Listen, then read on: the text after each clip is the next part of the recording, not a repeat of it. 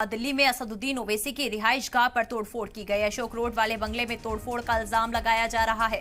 Caretaker ने शिकायत दर्ज करवाई है कि इतवार को बंगले का शीशा तोड़ने का इल्जाम लगाया गया है। पुलिस मामले की तफ्तीश में जुटी हुई है। धमकी भरा फोन भी आया था। तो देखिए, यहाँ पे असदुद्दीन ओवैसी के केयरटेकर ने शिकायत दर्ज कराई है कि इतवार को उनके बंगले का शीशा टूटा हुआ मिला और वहीं उन्होंने बताया कि उनको धमकी भरा फोन भी आया था। वहीं आगे की जांच और पड़ताल में पुलिस जुट चुकी है। वहीं पुलिस मामले की तफ्तीश में जुटी हुई है। आपको बता दें, इस वक्त की ये बड़ी खबर है।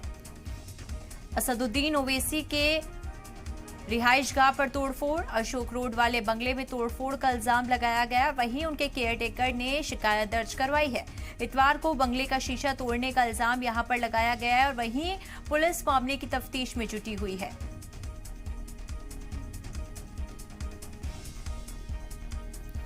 वहीं इस पे और ज्यादा जानकारी के साथ संवाददाता नीरज हमारे साथ फोन लाइन पे जुड़ चुके हैं।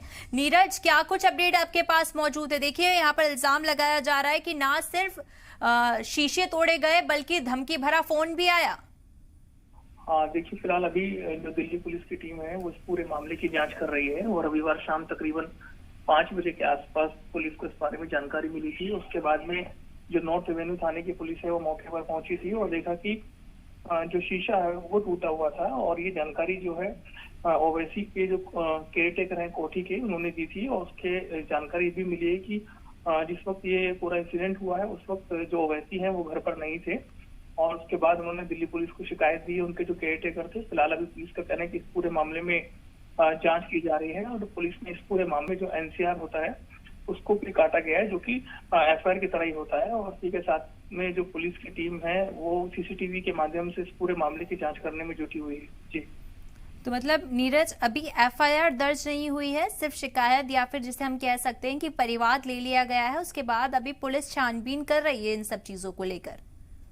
जी बिल्कुल, आपने सही कहा। और इस पूरे मामले में जो दिल्ली पुलिस के जो अधिकारी हैं उनका कहना है कि हम लोग जांच कर रहे हैं क्योंकि आसपास के इलाके में कौन लोग आए थे और किसके जरिए पत्थर से टूटा है या फिर कोई और वजह है, क्योंकि इलाके में काफी सारे बंदर भी हैं और ये भी हो सकता है कि उनके जरिए भी ये टूट गया हो कांच।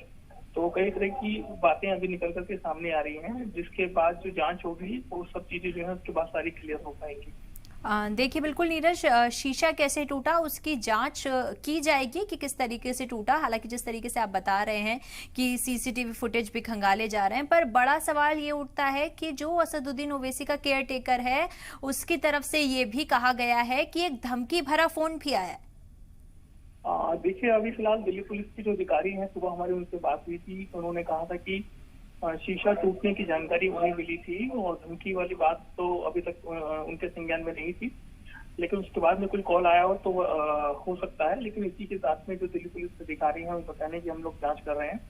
वहाँ जो सीसीटीवी कैमरे लगे हैं उनकी फुटेज को भी देखा जा रहा है ताकि जो भी शख्स है शरारती उसके बारे में जानकारी मिल सके। और पुलिस की कई टीमें इस पूरे मामले की जांच करने में जुटी हुई है। जहाँ पर ये पूरा इंसिडेंट हुआ है, ठीक जो 34 नंबर कोठी है वहां पर ये इंसिडेंट हुआ है। जी, चलिए नीरज, बहुत बहुत शुक्रिया तमाम जानकारी हमें बताने के लिए। तो देखिए, देखने वाली बात होगी कि क्या किसी जानवर ने ये किया है या फिर शीशा पहले हुए टूटा हुआ था या फिर ये किसी की शरारत है।